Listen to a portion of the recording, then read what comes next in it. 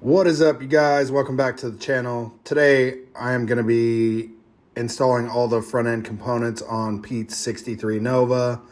We got everything back from Cerakote and powder coat, front end parts, rear end parts, everything. He'll be coming by today to take a look and check out the progress, so I wanted to make sure I had a lot done for him. And so yeah, here I'm doing the control arms. I'll move my way over to the coilovers afterwards and finish getting it all buttoned up. So stay tuned, guys. I'll be back. All right, you guys, so that was the uppers and lowers control arms. I still got to put the spindle on it, guys. The spindle is right here. But before I do that, I'm going to go ahead and get the coilovers bolted in there. So that way it makes it a little bit easier. Once you put the spindle on, it's just a little bit harder to stretch everything up in there. Let's see what else. Also, just so you guys understand, this kit came to me already kind of pieced together. It was missing lock washers, all that stuff. So I'm just using what hardware was with it. He's gonna have to go back through this, and he already plans to. Run back through it, put all the lock washers back on the bolts, get everything super torqued down to what it's supposed to be, all that. I'm just putting it back together after powder coat, just so there's an assembled product. It did come to me with, on its wheels and run it and moving, so I'm going to put it back in that shape. Yeah, once I get everything put on, I'll go ahead and run through, give everything a quick little tighten. It's all gonna have to come back off, but I don't need any bolts or anything coming out while he's moving it from one place to another or anything like that. So, I'm gonna get you guys back on time lapse. I just wanted to show you guys, let you guys know that's the process of doing the control arms. And sometimes because the holes in the powder coat, where they powder coat over the holes, it does make the hole a little bit tighter. If you just tap it with a little rubber mallet, you just want to be careful that you don't damage your threads. If you damage your threads, then now you're in an even tighter space trying to tap a bolt that you may or may not have to tap for. So just remember to be careful, guys, so that way you guys don't mess anything up.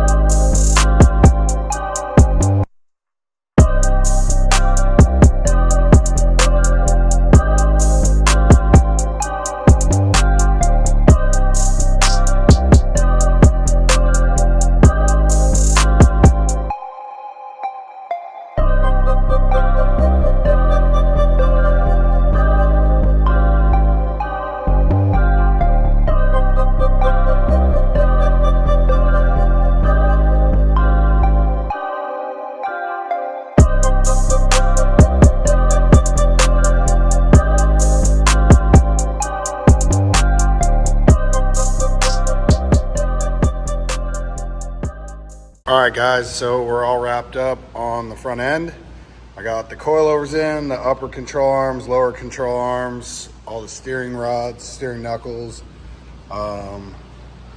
Everything's just tightened down, just snug. It's not torqued down to spec, just in case he needs to take some things off. I don't know what the alignment's like. So there's, some things that may need to change. He may need to adjust tie rod ends.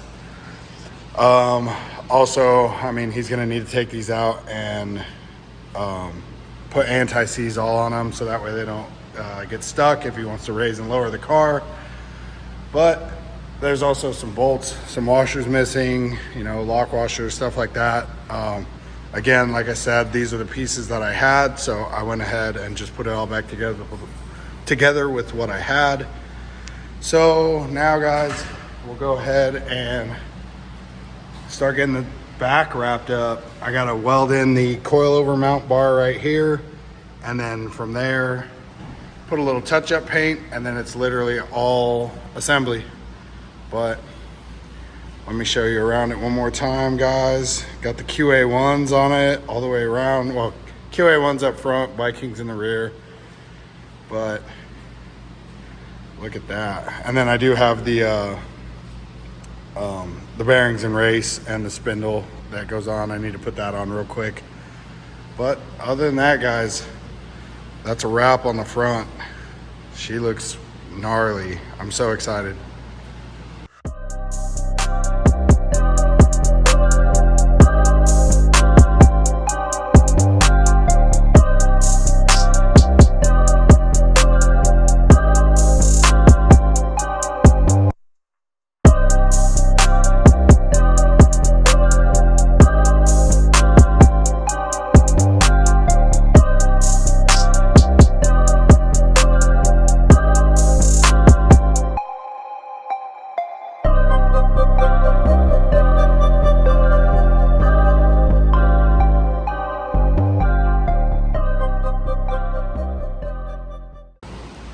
All right, guys, so let me pull that light down.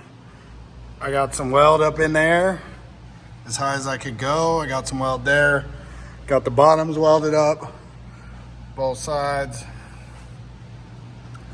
You guys don't be haters. They're not the most beautiful welds, but they're also in not the easiest location. So now, guys, from what I'm gonna do here is I'm gonna go ahead and I'm gonna eat lunch first, let this cool down. But if you can see that overhang, I'm gonna cut that off next, weld that all up, let it cool back down again. The same thing on this side, guys. There's a big overhang. The reason there's an overhang is because it's meant for if you're not widening the car or the widening the tubs. That way you have the full frame rail there. But since we widened the tubs, that you get a little bit of overhang. It's no big deal. It gets cut off. And then this edge right here will also get re-welded back to this frame rail. So once I do that, let it cool down, grind that down, hit that weld right there, grind it smooth, make it look nice. Then this will all be ready for some rust converter, some flat black, and then from there I'll start putting it all together. I can put the upper links on, lower links on. I can set the rear end up in here. These are the mounts for the coilovers up here. I can put those in. These are the sway bar and the sway bar mounting pockets. So I'll spray the little pieces of sheet metal I got. They're somewhere back up in there, guys. I'll put those on the table. I'll get them sprayed black, bolt those in, and then from there, literally everything goes together, guys. So let me grab some lunch first, and then I will get back on a time lapse with you guys as I get everything all assembled up. Stay tuned.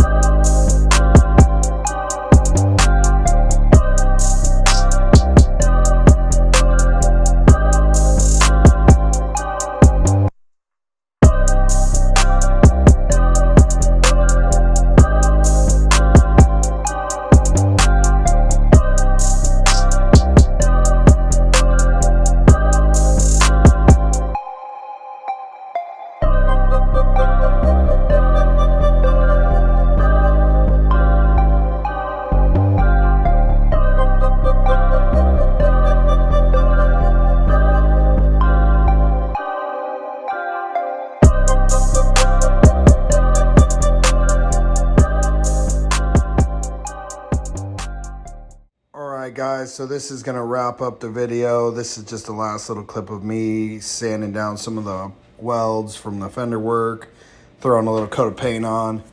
I wanted to get the rear end set in there today, but Jimmy had some issues that he had to go take care of, so I'd rather just be a little bit safe than sorry and hold off. So hopefully you guys enjoyed. Make sure you guys like, subscribe, all that good stuff, and I will see you guys soon.